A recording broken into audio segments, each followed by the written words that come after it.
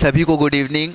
बहुत दिन बाद क्लास में वापस फिर से मिल रहे हैं। दिवालियों का अवकाश, फिर उसके बाद राज्योत्सव में ड्यूटी, और अभी फ़िलहाल थोड़ी सी तबीयत ख़राब भी है, बट ठीक है, अब फिर से रीस्टार्ट करना है। हमारा मैथमेटिक्स ऑलमोस्ट बहुत सारा चैप्टर बचा है। हमको पॉलिटिकल साइंस, पॉलिटी, ये सारी चीज़ें शुरू करना है, ठीक है। तो अब इतना गैप होने के बाद वापस से ट्रैक में आना थोड़ा सा बच्चों के लिए भी वो है, तो थोड़ा सा वापस जल्दी से आ जाओ। क्लास जल्द से प्रॉपर वे में शुरू कर देंगे, ठीक है। तो अभी मैं आप लोगों को ये दो चीज़ बोल रहा हूँ कि अभी मेरा जो सिलेबस कंप्लीट करवाना है मेरे को, उसमें मेरा अभी जो है कॉन्स्टिट्यूशन, ठीक है, और पॉलिटी, ये दोनों बचा है, और मैथमेटिक्स बचा है, ठीक है। तो अब क्या करेंगे, आने वाले वीक से जैसे ही पूरा कंटिन्यू होता है, कुछ दिन में गुलनाज मैम भी अपन को क्लास में ज्वाइन कर लेंगे, वापस से शिफ्ट शुरू हो जाएगी, दो क्लास वाला जैसा भी चल रहा था। तो अब आने वाले क्लास में ऐसा करेंगे कि 2 क्लास में मैथमेटिक्स पढ़ाऊंगा और 2 क्लास में आप लोगों को कॉन्स्टिट्यूशन एंड पॉलिटी पढ़ाऊंगा। क्लियर है? चलो, ये चीज़ क्लियर हो गई। 2 क्लास मैथमेटिक्स लूँगा और 2 क्लास पॉलिटी एंड कॉन्स्टिट्यूशन। कैसे लूँगा, कब लूँगा, वो मैं आपको बता दूँगा। क्लियर है? अभी एक साइंस का पोर्शन जो है केमिस्ट्री वाला, जिसको भावेश सर ने बहुत ही डीप में बहुत ही अच्छे से पूरा पोर्शन को कंप्लीट करवा दिए हैं, ठीक है। लेकिन साइंस के 2 पोर्शन और हैं, भौतिकी और बायोलॉजी, ठीक है। तो बायोलॉजी तो गुलनाज मैम पढ़ाएंगे। भौतिकी में जो इम्पॉर्टेंट यानी फिजिक्स में जो इम्पॉर्टेंट टॉपिक है, छोटी छोटी सी जहाँ से क्वेश्चन उठा के डाल रहा है, ठीक है। 10th लेवल का इन जनरल जो एग्ज़ाम होता है, 1 डे एग्ज़ाम मैक्सिमम, जिसमें मतलब बहुत ज़्यादा GS GK ये सारी चीज़ें हैं, उसमें 10th लेवल की बुक के जो क्वेश्चन रहते हैं उसको डाल देते हैं। अगर पर्टिकुलर कोई साइंस बेस का एग्ज़ाम है तो उसमें थोड़े से क्वेश्चंस जो रहते हैं वो हार रहते हैं। बट हमको क्या करना है, अभी PSC, व्यापम, SSC, रेलवे, ये सब की तैयारी करना है, तो अपन बहुत ज़्यादा डीप में साइंस में भी क्या करेंगे, नहीं जाएंगे। क्लियर है? तो फिजिक्स के जितने भी लेक्चर्स रहेंगे मैं क्या करूँगा, उसको रिकॉर्ड करके आपको बीच बीच में डालते रहूँगा। क्लियर है? मैं फिजिक्स पढ़ाऊँगा, फिजिक्स के जो बेसिक्स से लेक्चर्स हैं छोटे छोटे, उनको मैं रिकॉर्ड करके आपको डालते रहूँगा, ठीक है।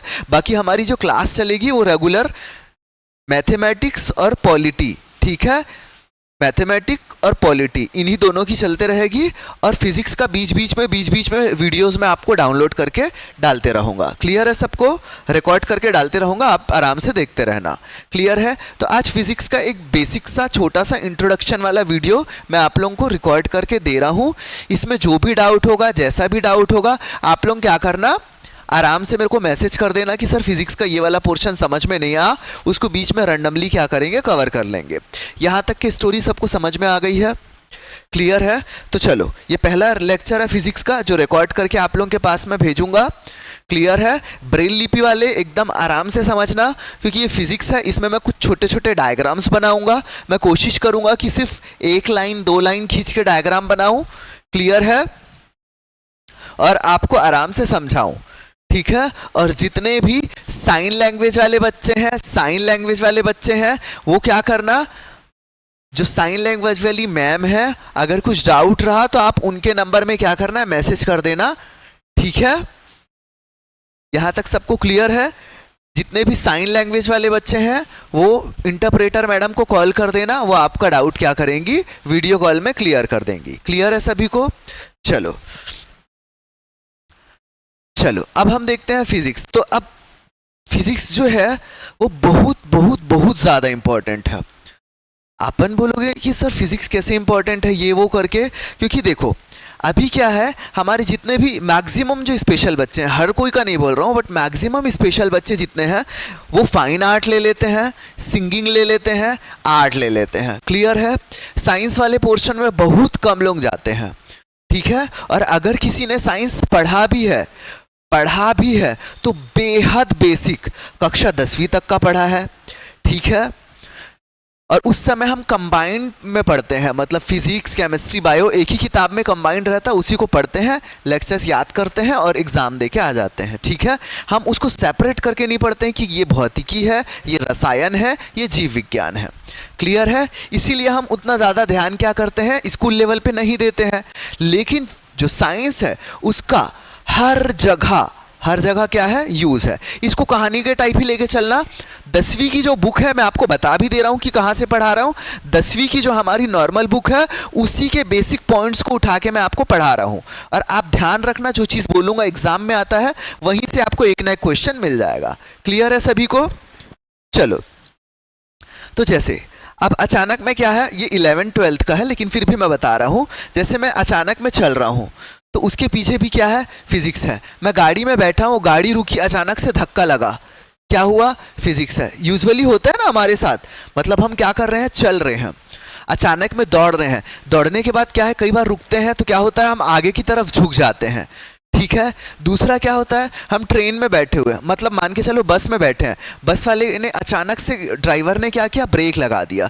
जैसे ही ब्रेक लगाया क्या हुआ, सारे लोग, जितने लोग सीट में बैठे रहते हैं वो सब आगे की तरफ झुक जाते हैं। और एकदम अचानक से ब्रेक लगाया तो क्या होता है, हमारा सर भी सामने में लड़ जाता है। क्यों? क्योंकि इसके पीछे क्या है, फिजिक्स काम कर रहा है। फिजिक्स को बहुत आराम से समझना, बहुत इंटरेस्टिंग है। ठीक है, बहुत इंटरेस्टिंग है।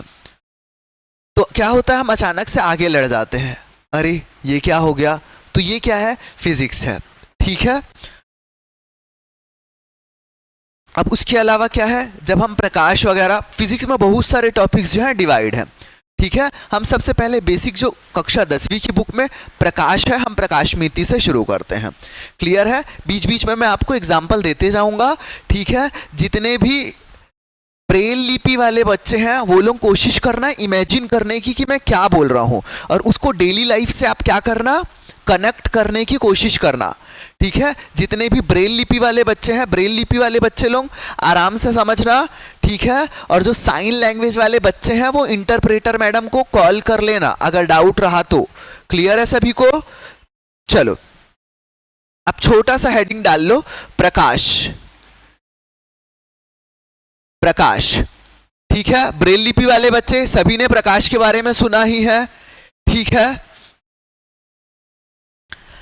अब ऑब्वियस सी बात है, रात के टाइम में क्या है, सूरज डूब जाता है, हम लाइट का प्रयोग करते हैं चीज़ों को देखने के लिए, ये करने के लिए। ठीक है। और दिन के टाइम में सूरज निकलता है, हम आराम से देखते हैं। तो बेसिकली प्रकाश क्या है, प्रकाश जो है ऊर्जा का एक क्या है, सामान्य रूप है। ठीक है। प्रकाश ऊर्जा का सामान्य रूप है। एक लाइन में लिख लो, प्रकाश जो है ऊर्जा का, प्रकाश ऊर्जा का सामान्य रूप है। प्रकाश ऊर्जा का सामान्य रूप है, याद रखना। प्रकाश ऊर्जा का सामान्य रूप है। अच्छा सर, ये ऊर्जा का रूप कैसे है? ठीक है। तो प्रकाश से क्या होता है, हम कई सारी चीजें पढ़े हैं ना, सोलर पैनल चल रहा है। ठीक है। प्रकाश से बहुत सारी चीजें क्या है, जितने भी चीज, प्रकाश मतलब एनर्जी का सबसे मुख्य सोर्स बोलते हैं अपन, क्या बोलते हैं, प्रकाश, सूर्य के प्रकाश को बोलते हैं। ठीक है। इसके बाद लिख लो, यह वस्तुओं को देखने योग्य बनाता है। एकदम बेसिक कहानी टाइप का, कोई बुकिश लैंग्वेज नहीं लिखवा रहा हूं, एकदम समझने के लिए लिखवा रहा हूं, आराम से लिखते चलना। प्रकाश ऊर्जा का सामान्य रूप है, यह वस्तुओं को देखने योग्य बनाता है। यह वस्तुओं को देखने योग्य बनाता है। ठीक है। ठीक है सर, समझ में आ गया। ठीक है। प्रकाश क्या है, एक लाइन का डेफिनेशन हमने लिख लिए भैया। प्रकाश जो है ऊर्जा का मुख्य रूप है, जो कि सामान्य रूप है, जो कि वस्तुओं को देखने के योग्य बनाता है। क्लियर है यहां पे? चलो, अब हम क्या बोलेंगे, विज्ञान की वह शाखा, विज्ञान की वह शाखा, विज्ञान की वह शाखा, विज्ञान की वह शाखा यानी विज्ञान का वह ब्रांच जिसमें प्रकाश ऊर्जा का अध्ययन किया जाता है। विज्ञान का वह शाखा जिसमें प्रकाश ऊर्जा का अध्ययन किया जाता है, अध्ययन किया जाता है,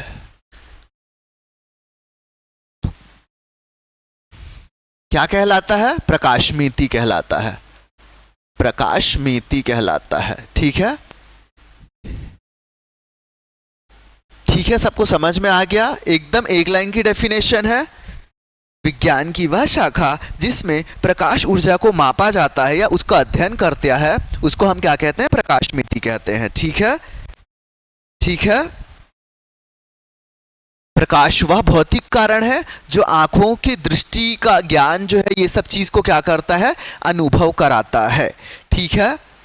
प्रकाश मतलब एक ऐसा वो है, ऐसा चीज है जो हमको संवेदना करवाता है, दृष्टि का बोध कराता है। ठीक है, ये सारी चीज हमको क्या करना है? प्रकाश के बेसिक से हमको क्या लिखना है? गुणों को लिख लेना है। क्लियर है? यहाँ पे प्रकाश के बेसिक से गुणों को अब लिख लेना है। ठीक है। अब एक और point exam point of view से लिख लो, प्रकाश का मुख्य कण फोटॉन होता है। ये चीज आपको क्या करना है? सिर्फ याद रखना है, प्रकाश का मुख्य कण फोटॉन होता है। प्रकाश का मुख्य कण फोटॉन होता है। फोटॉन, फोटॉन होता है। ठीक है, इसको लिख लो, प्रकाश का मुख्य कण फोटॉन होता है। एग्जाम में पूछा कि प्रकाश का मुख्य कण क्या होता है, तो आप याद रखना प्रकाश का मुख्य कण फोटॉन होता है। क्लियर है सभी को? प्रकाश का मुख्य कण फोटॉन होता है। चलो ठीक है सर, ये तो समझ में आ गया। अब प्रकाश की प्रकृति को लिख लेते हैं कि वो क्या है, किस प्रकृति का होता है। प्रकाश की प्रकृति, प्रकाश की प्रकृति, प्रकाश की प्रकृति मतलब उसके क्या नेचर है, उसका, उसकी क्या प्रकृति है। सबसे पहले लिखो, प्रकाश एक विद्युत चुंबकीय तरंग है। प्रकाश एक विद्युत चुंबकीय तरंग है। प्रकाश एक विद्युत चुंबकीय तरंग है। प्रकाश एक विद्युत चुंबकीय तरंग है। प्रकाश एक विद्युत चुंबकीय तरंग है।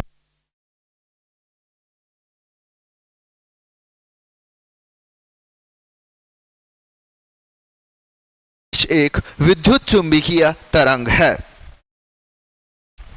दूसरा लिख लो, प्रकाश एक सरल रेखा में गमन करता है। सिर्फ एक लाइन में लिख लो, सरल रेखा में गमन करता है। अभी हम सिर्फ प्रकाश के बारे में लिख रहे हैं। ठीक है, इसी में फिर हमको नए नए फिनोमिना मिलेंगे, नए नए चीजें मिलेंगी। प्रकाश का परावर्तन, प्रकाश का अपवर्तन। ठीक है, वो सारी चीजें हम आगे पढ़ेंगे, मतलब आज की इस क्लास में धीरे से उसको कवर कर लेंगे। ठीक है सर, प्रकाश के क्या गुण बताए हैं? सबसे पहले मैंने क्या बताया उसकी प्रकृति? सर प्रकाश जो है विद्युत चुंबकीय तरंग है।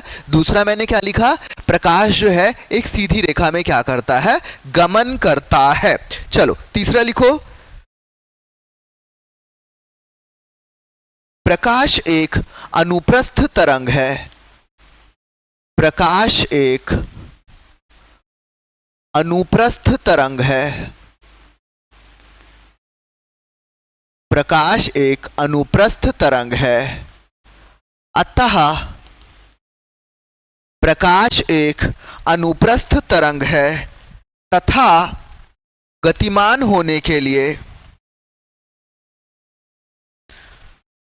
अतः गतिमान होने के लिए,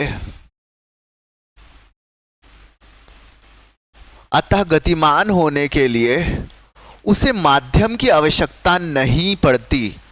उसे माध्यम की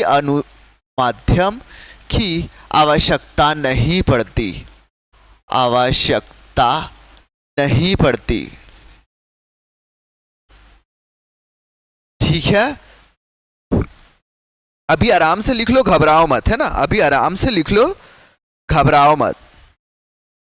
अभी आराम से लिख लो, घबराओ मत, समझाऊंगा इन सभी पॉइंट को।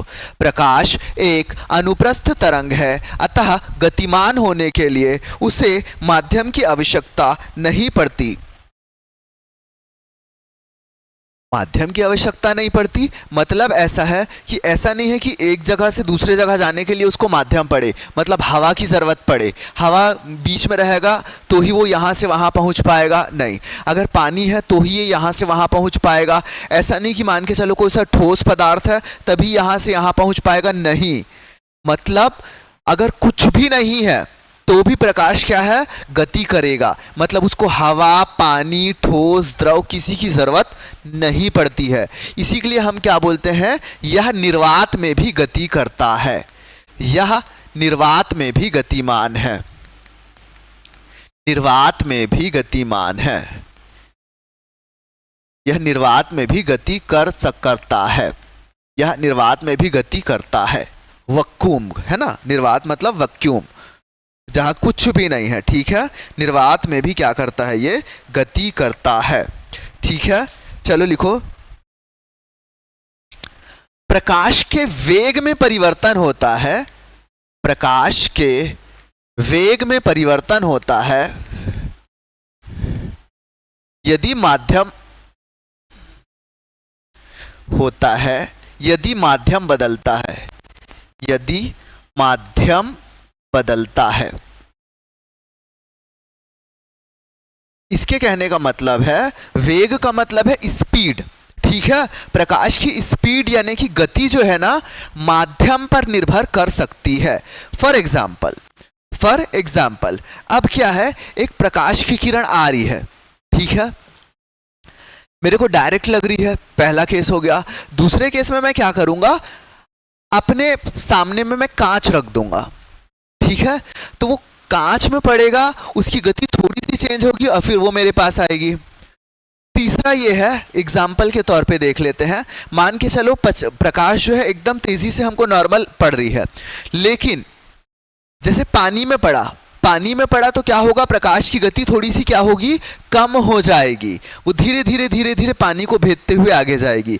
मतलब प्रकाश की जो गति है वो माध्यम पर निर्भर करती है। मतलब पानी पे, हवा पे या ठोस पे, ठोस, द्रव या गैस पे प्रकाश की गति में परिवर्तन हो सकता है, पर इसका यह मतलब नहीं है कि वो वहां गति नहीं कर सकती। वो सब जगह गति कर सकती है, और प्रकाश जो है, याद रखना, निर्वात में भी गति कर सकती है। क्लियर है?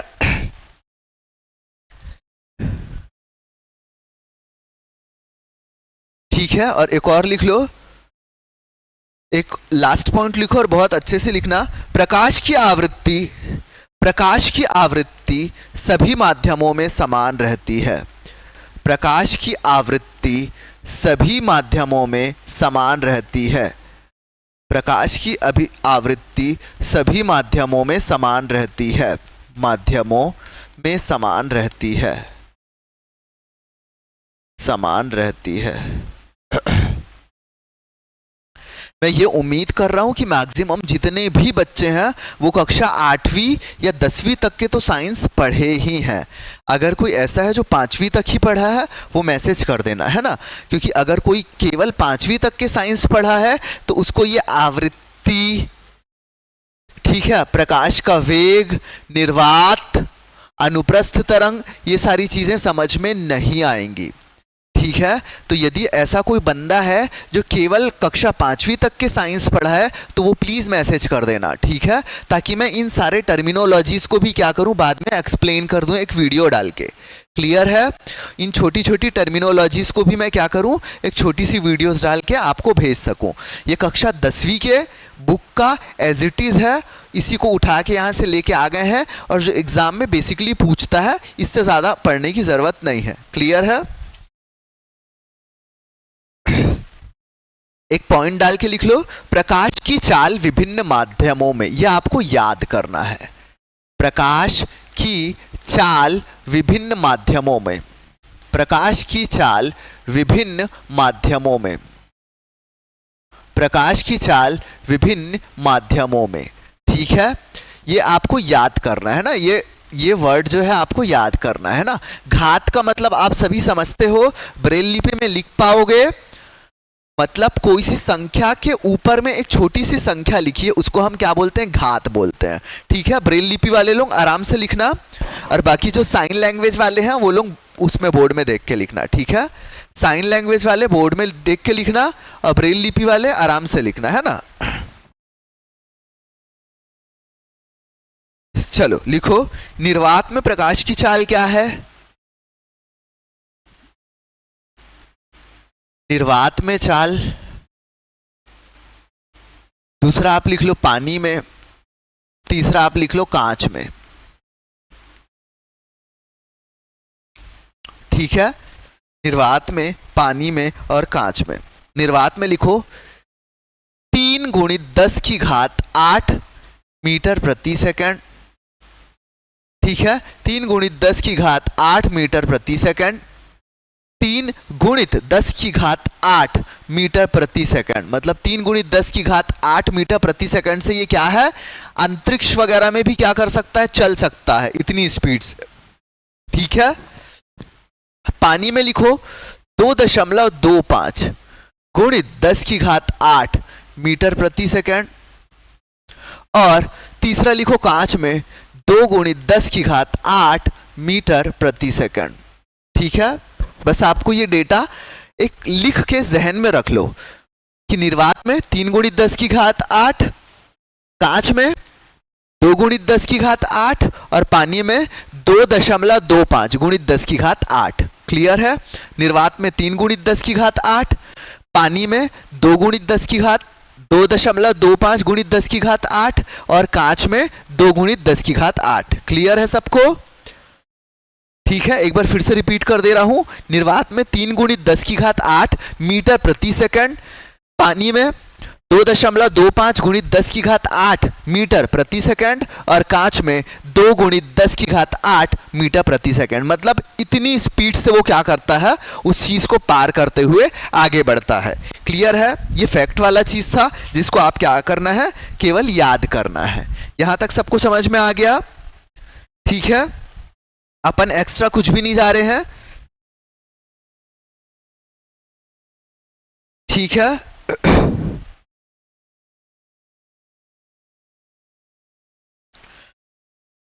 चलो अब एक लिख लो, प्रकाश का परावर्तन। प्रकाश का परावर्तन, प्रकाश का परावर्तन।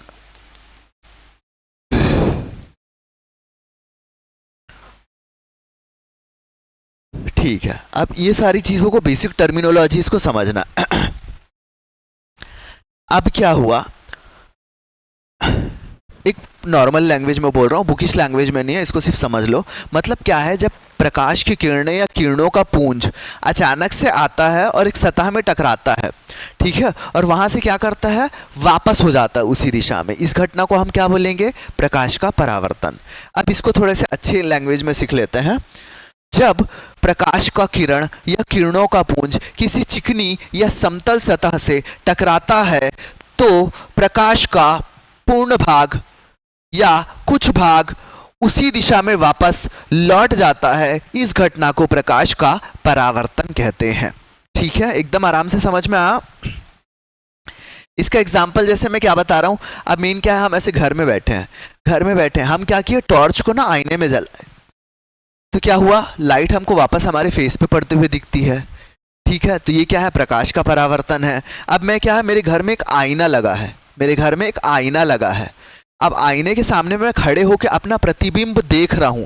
इसका मतलब क्या है, मेरा प्रतिबिंब क्या है, दर्पण से टकराया और दर्पण ने उस प्रतिबिंब को वापस भेजा, यानी तब मैं अपने आप को उस आईने में देख पा रहा हूं। ठीक है, तो ये घटना भी क्या कहलाती है, प्रकाश का परावर्तन का क्या है, ये उदाहरण है। क्लियर है, समझ में आ रहा है? मतलब घर में जैसे आईना लगा है, उसके सामने मैं खड़े हुआ तो मेरा प्रतिबिंब जो दिख रहा है वो प्रकाश के परावर्तन के कारण दिखता है। ठीक है, क्लियर है? एक दूसरा उसका एग्जाम्पल क्या है, हम टॉर्च को ऐसे मारते हैं तो टॉर्च की लाइट फिर आईने में मारने पे दूसरी जगह पड़ती है, मतलब ये परावर्तित हो रही है। टॉर्च जैसे ही पड़ता है, ग्लास जो है यानी कि कांच जो है वो उसको परावर्तित कर देती है और वो टॉर्च की रोशनी हमारे पीछे तरफ आने लग जाती है। क्लियर है? ये भी प्रकाश के परावर्तन का एक उदाहरण है। क्लियर है? सबको समझ में आ रहा है? इसीलिए बार बार बोल रहा हूं, जो बच्चे ब्रेल लिपि में लिख रहे हैं आराम से समझने की कोशिश करना। ठीक है, जो बच्चे ब्रेल लिपि में लिख रहे हैं वो आराम से समझने की कोशिश करना। ठीक है, यहां तक सबको समझ में आ गया प्रकाश का परावर्तन क्या है? ठीक है, प्रकाश या प्रकाश की किरणों के पुंज का चिकनी सतह से टकराकर लौटने की घटना को हम क्या कहते हैं? प्रकाश का परावर्तन कहते हैं। अब याद रखना, जब भी हम परावर्तन बोलते हैं ना, तो एग्जाम में आता है परावर्तन के नियम क्या हैं। तो एग्जाम में 2 नियम दे देगा और वो बोलेगा इनमें से ये सही है, ये सही है, ये गलत है, वो गलत है। आपको अगर नियम दोनों याद है तो वो क्या होगा, आपका आंसर सही हो जाता है। पहली चीज तो आप प्रकाश का परावर्तन समझ गए कि सर अगर कोई सी लाइट है या लाइट किरण है या किरणों का पुंज है, लाइट है, वो किसी समतल सतह से टकरा रही है और उसके बाद ये उसी दिशा में वापस चले जा रही है, इसको हम क्या बोलते हैं, प्रकाश का परावर्तन बोलते हैं। ठीक है, उसको हम क्या बोलते हैं, प्रकाश का परावर्तन कहते हैं। तो परावर्तन का नियम होता है, परावर्तन के दो नियम हैं। ठीक है, परावर्तन का नियम है और परावर्तन के इन दोनों नियमों को क्या कहते हैं हम, परावर्तन का दो नियम। जैसे इस चीज को एक बार समझने की कोशिश करना है ना, मतलब मान के चलो एक मैंने नीचे में लाइन खींचा, ब्रेल लिपि वाले आराम से समझना, मैंने नीचे में एक लाइन खींचा, ठीक है, और नीचे में एक लाइन खींचा और यहां पे मैंने क्या किया, एकदम आराम से ब्रेल लिपि वाले समझना, नीचे में मैंने एक लाइन खींचा और उसके ऊपर में एक खड़ी लाइन खींचा, है ना, ऊपर में एक खड़ी लाइन खींचा, मतलब मैं क्या किया, एक लाइन सीधी, एक लाइन उल्टी, मतलब क्या हो गया, एक थन बना दिया, मतलब एक लाइन हॉरिजॉन्टल और एक लाइन वर्टिकल, मतलब एक खड़ी लाइन और एक बेड़ी लाइन खींचा, जिससे क्या हुआ, एक धन का चिन्ह बन गया, धन का चिन्ह बन गया। अब इसमें मैंने एक तिरछा साइड से मैंने एक किरण को क्या किया, भेजा। ठीक है, साइड से मैंने क्या किया, एक किरण को भेजा। ठीक है, वो चिकने सतह से जैसे ही टकराती है, एक किरण को मैंने भेजा, वो चिकने सतह से जैसे ही टकराती है, वो दूसरे साइड में उतने ही एंगल में क्या करती है, निकल जाती है। ठीक है, ठीक है, दूसरे साइड में क्या करती है, वो उतने ही दिशा में निकल जाती है। तो जो मान के चलो कोई एक लंबी सी एक नीचे बेस है, उसके बीचों बीच में मैं एक सीसी धान में मैं क्या खड़े कर दिया हूं, बीच का एक सेंटर टाइप का रख दिया हूं कि भाई ये बीच की लाइन है, केंद्र वाली लाइन है। अब इसमें कोई सी प्रकाश की किरण ऐसे साइड से आके टकराई, इस साइड से आके टकराई, तो परावर्तन के पश्चात क्या हुई, उस साइड से वो उतने ही एंगल में निकल गई, उतने ही एंगल में निकल गई पे जोर देना। मतलब जिस एंगल पे वो आपतित होती है, जिस एंगल पे ये आपतित होती है, उसी एंगल पे ये क्या हो जाती है, परावर्तित हो जाती है। आपतित होती है का मतलब जिस कोण, एंगल मतलब जिस कोण पे वो चिकनी सतह पे टकराती है, उतना ही कोण बनाते हुए वो दूसरी सतह से क्या करती है, निकल जाती है। इसी को हम बोलते हैं प्रकाश के परावर्तन का पहला नियम। इसमें हम लिखते हैं आपतन कोण। आपतन कोण मतलब जितने डिग्री पे ये चिकनी सतह पे टकराई है, जितने कोण से ये चिकनी सतह पे टकराई है, उतने ही कोण से ये चिकनी सतह से निकलेगी। मतलब आपतन कोण और परावर्तन का कोण का मान क्या होता है, बराबर होता है।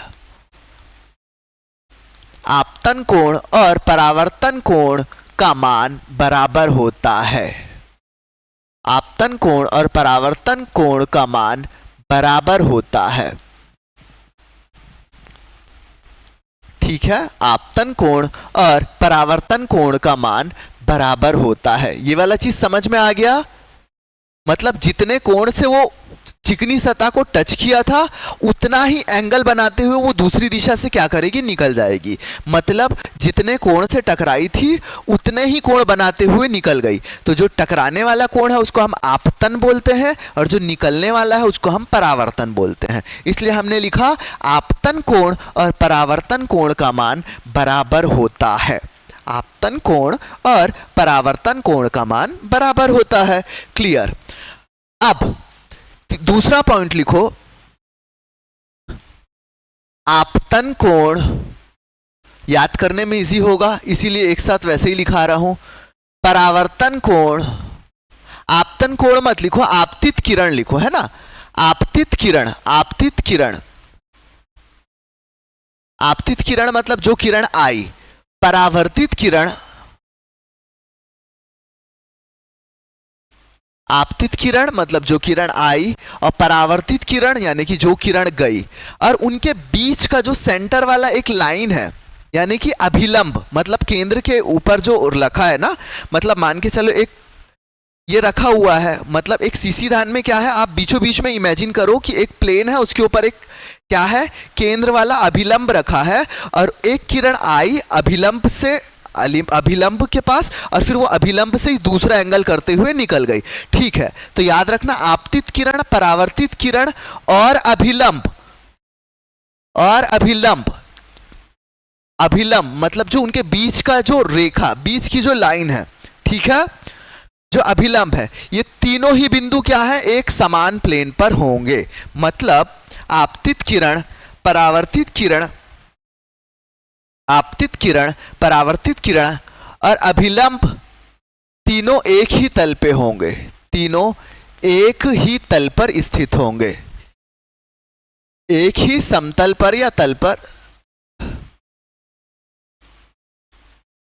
होंगे। ठीक है भाई, फॉर एग्जाम्पल मान के चलो एक आईना रखा है, एक कांच, एक प्रकाश का किरण आया, आईना में टकराया और ठीक है, वो उसी के केंद्र से होते हुए दूसरी दिशा में चले गया। तो आपतित किरण, परावर्तित किरण और अभिलंब तीनों एक ही समतल पे है ना, तीनों कांच के ऊपर ही है ना, तीनों एक ही कांच के ऊपर है। इसीलिए हम क्या बोलते हैं कि जब प्रकाश का परावर्तन होता है तो पहला नियम बोलता है आपतन कोण और परावर्तन कोण दोनों बराबर होता है, और दूसरा नियम बोलता है आपतन कोण, आपतित किरण, परावर्तित किरण और अभिलंब बिंदु तीनों एक ही सतह पर क्या होते हैं, स्थित होते हैं, तीनों एक ही सतह पर स्थित होते हैं, तीनों एक ही सतह पर स्थित होते हैं। ठीक है, तो जो किरण आ रही है उसको आपतित किरण, जो किरण जा रही है उसको परावर्तित किरण, जो किरण आ रही है उससे बने वाले एंगल को आपतन कोण, जो किरण जा रही है उसके जाने वाले एंगल को परावर्तन कोण, और बीच में जो लाइन सेंटर में है उसको हम क्या बोलते हैं, अभिलंब। ठीक है, अभिलंब, अभिलंब। क्लियर है? आया क्या समझ में सबको? आया क्या? जल्दी से बताओ।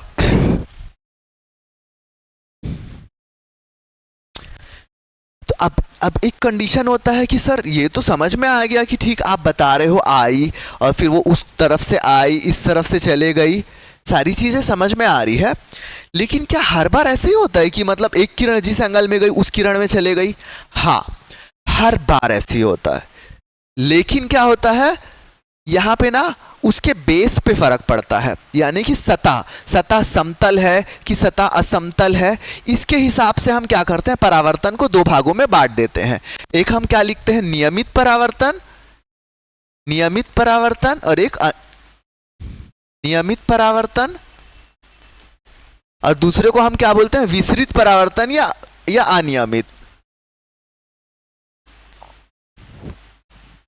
नियमित परावर्तन और दूसरे को हम क्या बोलते हैं, विसरित परावर्तन या अनियमित परावर्तन, या अनियमित भी बोल देते हैं ना, विसरित और अनियमित।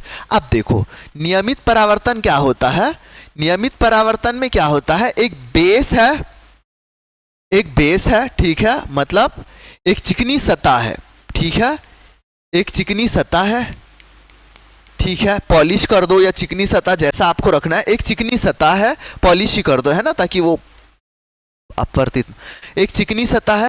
मान के चलो इसमें क्या हो रहा है, सूर्य उदय होना शुरू हुआ, या मान के चलो सूरज को हटा दो, हम टॉर्च की रोशनी को एक लगा रहे हैं, एक टॉर्च को हमने 20 डिग्री एंगल पे लगाया 30-45 डिग्री पे, तो परावर्तन भी उसी डिग्री में हो गया। फिर दूसरा प्रकाश का पुंज था वो भी सेम चले गया, तीसरा प्रकाश का पुंज था वो भी सेम चले गया। ऐसे करके क्या होता है, एक बराबर वे में, मतलब एक सेम एंगल पे आए सेम एंगल पे चले गए, सेम एंगल पे आए सेम एंगल पे चले गए।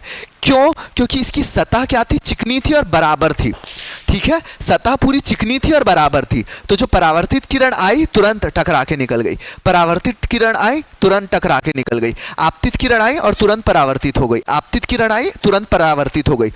मतलब एक बराबर से होता है, मतलब 30 डिग्री पे एक किरण आई, 30 डिग्री पे दूसरी आई, 30 पे तीसरी आई, 30 पे चौथी आई, 30 पे पांचवी आई, 30 पे छठवीं आई, ठीक है ना। ये क्या हुई, जितनी 30 पे आई पूरी 30 के साथ एक साथ चले गए, जितनी 45 में आई पूरी 45 में चले गई, जितनी 50 डिग्री में टच की उतनी 50 डिग्री में टच करके चले गई।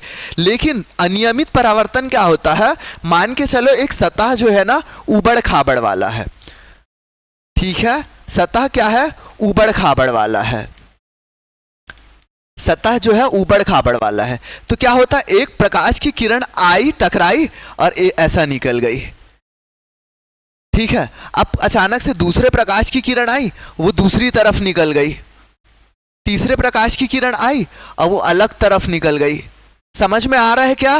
नियमित परावर्तन में क्या होता है, प्रकाश की किरणें नियमित परावर्तन में, आराम से लिख लो, जब परावर्तक तल बहुत ही चिकना होता है तथा इस पर पड़ने वाले प्रकाश सीधे ही परावर्तित हो जाते हैं, नियमित परावर्तन कहलाता है। मतलब जब हमारा सतह चिकना है और प्रकाश की किरण जैसे स्मूथली आके टकराएंगी, वो स्मूथली निकल जाएंगी। ठीक है, इस घटना को हम क्या बोलेंगे, नियमित परावर्तन बोलेंगे। अब दूसरा अनियमित में क्या लिखेंगे, जब प्रकाश की किरण खुरदुरे सतह से टकराती है। ठीक है, किसी खुरदुरे पृष्ठ से टकराती है तो क्या होता है, आपतित किरण जो है वो परावर्तित किरण के क्या एकदम पैरेलल बोले तो उसी के एकदम सीधान में नहीं होती, इधर से निकल गई उधर से निकल गई। ठीक है, पर याद रखना नियम सेम है, आपतन कोण का मान परावर्तन कोण के मान के बराबर ही होता है। ये पृष्ठ के ऊपर डिपेंड कर रहा है कि पृष्ठ तिरछा है तो वो तिरछे तरफ निकल गया, पृष्ठ थोड़ा सा उठा हुआ है तो किरण आई और दूसरे तरफ निकल गया, एक तरफ एकदम धसा हुआ पृष्ठ है तो वो नीचे की तरफ प्रकाश गया और उधर से निकल गया। तो ये क्या होगा, अनियमित परावर्तन। और नियमित परावर्तन में क्या होगा, एक चिकना सा सतह है, सभी किरण आई और सभी किरण एक साथ निकल गई, सभी किरण आई सभी किरण निकल गई। ठीक है, लेकिन परावर्तन के जो दो नियम है वो दोनों में सेम रहेंगे। याद रखना, परावर्तन के नियम दोनों में सेम रहेंगे। परावर्तन का नियम पहला क्या है, आपतन कोण का मान परावर्तन कोण के मान के बराबर होता है, और दूसरा क्या है, आपतित किरण, परावर्तित किरण और अभिलंब तीनों एक ही सतह पर स्थित होते हैं। बस, तो आपको दोनों नियम याद होने चाहिए। ठीक है, परावर्तन कितने प्रकार का है तो हमने देखा भैया, एक नियमित है और एक अनियमित है। नियमित परावर्तन में एक चिकना पृष्ठ है जिससे एक डायरेक्शन में टकरा रही हैं और दूसरे डायरेक्शन में निकल जा रही हैं। अनियमित परावर्तन में क्या है कि परावर्तन का नियम तो सेम लग रहा है लेकिन पृष्ठ जो है खुरदुरा है। ठीक है, पृष्ठ जो है खुरदुरा है, इसलिए कोई ऊपर की तरफ आके टच हो रहा है और निकल जा रहा है, कोई सा अंदर की तरफ आके टच होके निकल जा रहा है, कोई बाहर की तरफ टच होके आके निकल जा रहा है। तो इस परावर्तन को हम क्या बोल रहे हैं, अनियमित परावर्तन। क्लियर है? ठीक है,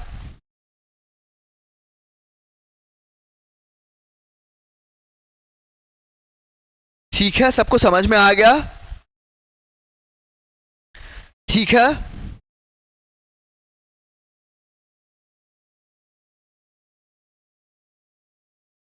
चलो अब लिखो एक और,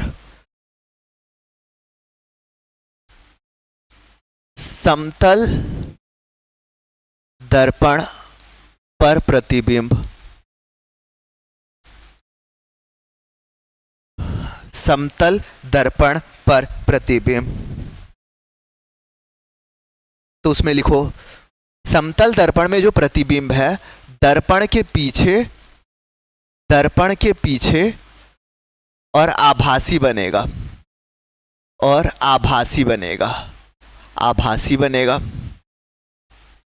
दर्पण के पीछे और आभासी बनेगा। अब इसका एक छोटा सा कैलकुलेशन है, उसको आराम से समझना।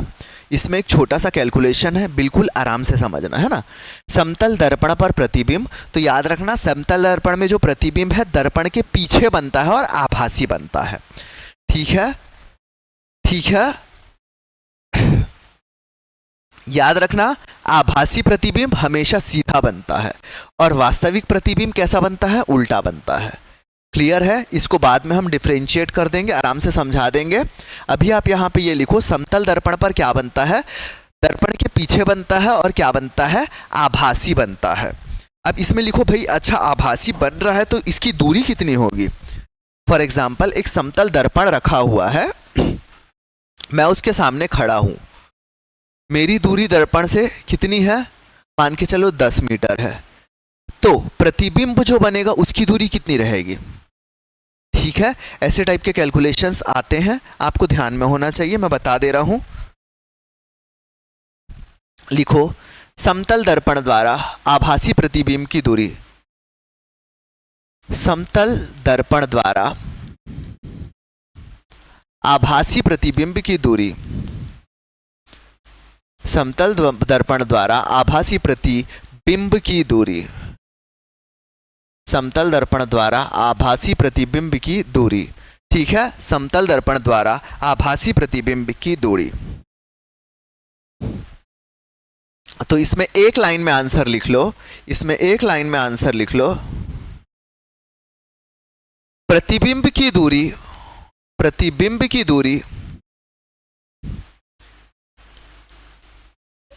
उतनी ही होती है, उतनी ही होती है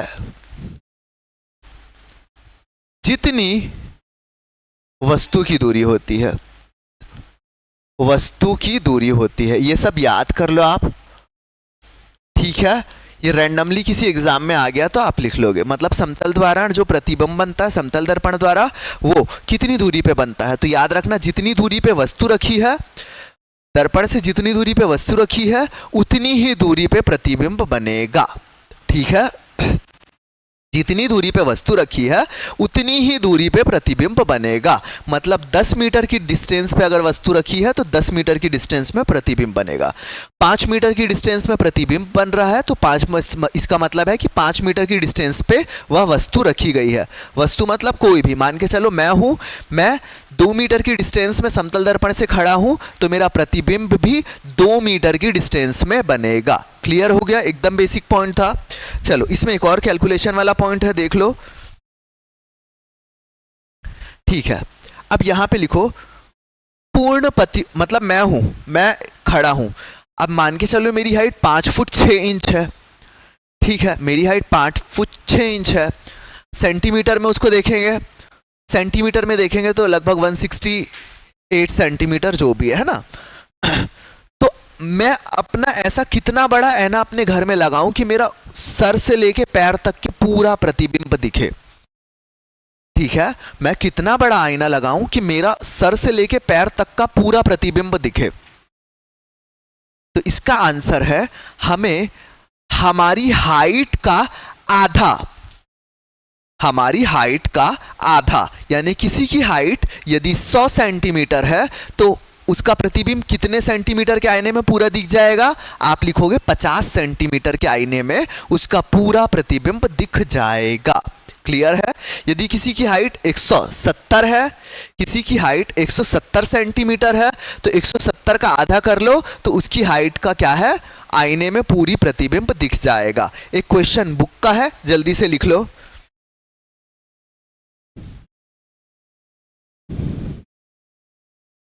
एक व्यक्ति की लंबाई,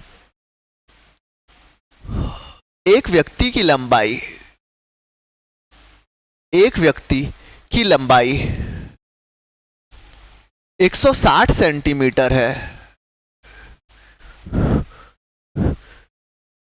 तो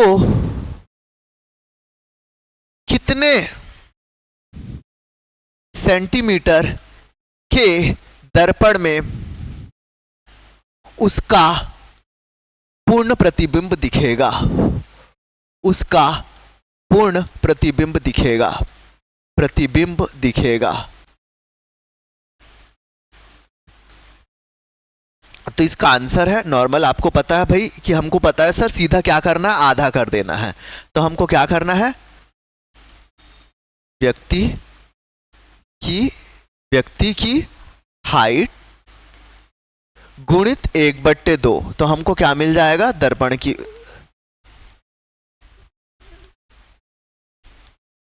ठीक है। तो व्यक्ति की हाइट अगर 160 है तो उसका 1/2 कर लो, यानी इसका 80 सेंटीमीटर के आईने में हमको उसका क्या है, पूरा प्रतिबिंब दिख जाएगा। ठीक है, 80 सेंटीमीटर के आईने में हमको उसका पूरा प्रतिबिंब दिख जाएगा। क्लियर है सबको, सबको क्लियर है। 80 सेंटीमीटर के दर्पण में उसका पूरा हाइट दिख जाएगा।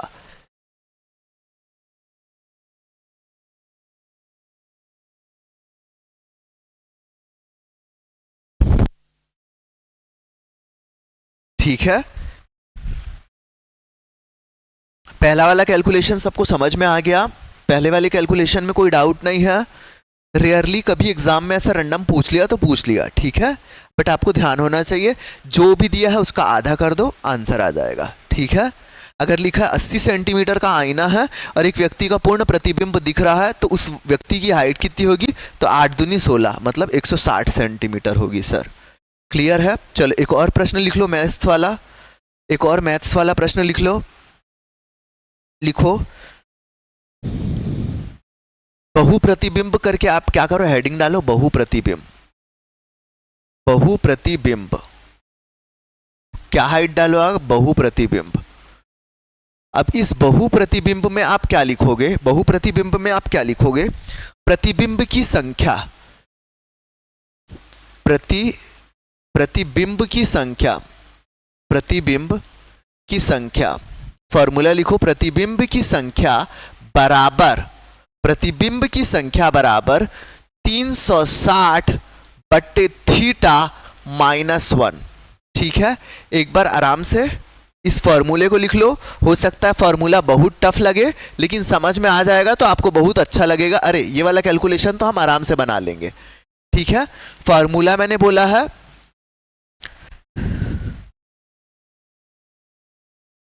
देखो यहां पे क्या होता है, प्रश्न के मतलब समझना, मान के चलो एक ऐसा दर्पण रखा है, एक दूसरा दर्पण रखा है, इन दोनों दर्पणों के बीच में क्या है, मान के चलो कुछ डिग्री का कोण है, मतलब ऐसा जोड़ के रखा गया है कि इसके बीच में कुछ डिग्री का कोण बन रहा है। अगर उस दोनों दर्पणों के बीच में एक आदमी खड़े हो जाए तो उसकी कितनी प्रतिबिंब बनेगी, मतलब इस दर्पण में कितना बनेगा, इस दर्पण में कितना बनेगा। हम सब बोल सकते हैं सर इसमें भी एक बनेगा, इसमें भी एक, नहीं, इसको हमको क्या करना है, कैलकुलेट करना पड़ता है, ठीक है। और वो कैलकुलेशन क्या है, एंगल। 360 तो हमने लिख लिए, 360 हमको पता है, बट्टे थीटा, थीटा का मतलब है वो प्रश्न में जो भी एंगल देगा, थीटा का मतलब है वो प्रश्न में जो भी एंगल देगा, क्लियर है, प्रश्न में जो भी एंगल देगा वो, तो 360 बट्टे थीटा मतलब जो भी एंगल दिया प्रश्न में उसको काट देंगे, जो भी आएगा उसमें से एक माइनस कर देंगे, मतलब उतने प्रतिबिंब बनेंगे। अब प्रश्न देखोगे तो आपको समझ में आएगा। पहला प्रश्न है, पहला प्रश्न है, पहला प्रश्न है, यदि दो दर्पणों के बीच, यदि दो दर्पणों के बीच 90 अंश का कोण है, 90 अंश का या डिग्री का कोण है, तो प्रतिबिंबों की संख्या क्या होगी, मतलब उसमें कितने प्रतिबिंब बनेंगे। तो उसमें प्रतिबिंबों की संख्या ज्ञात करो, संख्या ज्ञात करो, प्रतिबिंबों की संख्या ज्ञात करो। तो आप क्या करोगे, सर हमको प्रतिबिंबों की संख्या का फॉर्मूला पता है 360 बट्टे थीटा ऋण 1, तो यहाँ पे 360 की जगह 360 लिख दिए, यहाँ पे थीटा यानी एंगल कितना दिया 90 डिग्री, 90 ऋण 1, 0 से 0 कट गया तो हमारा क्या, 9 चौक 36, 36, ठीक है, 9 चौक 36 मतलब 4 बार में चले गया, 4 ऋण 1 मतलब 3, तो मतलब इन दो दर्पणों के बीच में हमारा कितना प्रतिबिंब बनेगा, 3 प्रतिबिंब बनेगा। समझ में आया सबको, इन दो दर्पणों के बीच में हमारा 3 प्रतिबिंब बनेगा, क्लियर है। अब ऐसे ही एक प्रश्न दे दे रहा हूं, एक और समझ लो समझने के लिए, यदि दो दर्पणों के बीच, यदि दो दर्पणों के बीच, यदि दो दर्पणों के बीच, यदि दो दर्पणों के बीच 60 डिग्री, 60 डिग्री का कोण है तो प्रतिबिंबों की संख्या ज्ञात करो, तो प्रतिबिंबों की संख्या ज्ञात करो, प्रतिबिंबों की संख्या ज्ञात करो, संख्या क्या होगी या ज्ञात करो।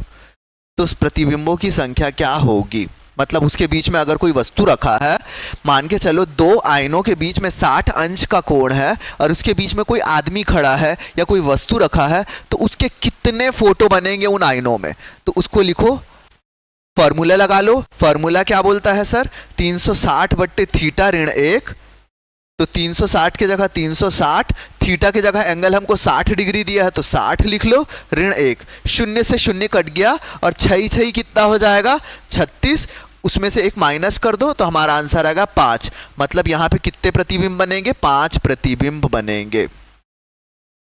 यहाँ पे कितने प्रतिबिंब बनेंगे, 5 प्रतिबिंब बनेंगे। क्लियरली समझ में आ गया सबको, कितने प्रतिबिंब बनेंगे, 5। ऐसे ही आप क्या करना, दो दर्पणों के बीच में, ऐसे ही आप दो दर्पणों के बीच में 30 डिग्री, दो दर्पणों के बीच में 30 डिग्री का कोण है, 30 डिग्री का कोण है, तो कितने इमेज बनेंगे आप जल्दी से बताना, कितने इमेज बनेंगे ये आप जल्दी से बताना। तो आप तुरंत कैलकुलेट कर लोगे, 360 बटे 30 जो भी आएगा उसमें से एक माइनस, शून्य से शून्य कट गया तो आपको 3 1 कम 3, 3 दूनी 6, ऋण 1, तो आपको पता चलेगा यहाँ पे 11 तस्वीरें बनेंगी।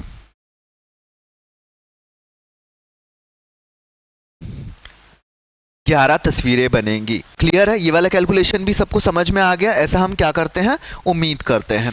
ठीक है सभी को, यहाँ तक के किसी को कोई डाउट है नहीं? अगर है तो प्लीज़ मेरे को पहले से मैसेज कर देना कि सर ये है, हमको ये चीज़ टर्मिनोलॉजी समझ में नहीं आई है। ठीक है ना। और जो जो कुछ एग्जाम्पल है, जैसे मैं क्लास शुरू करने में बोला अचानक से कि हम अचानक में बस में बैठे हैं, गाड़ी रुकी तो हम क्या हो गए, आगे तरफ झुक गए। तो ये सारी चीज़ क्या है, ये न्यूटन के नियम जो हम पढ़ते हैं ना, ये न्यूटन के जड़त्व के नियम के अनुसार था।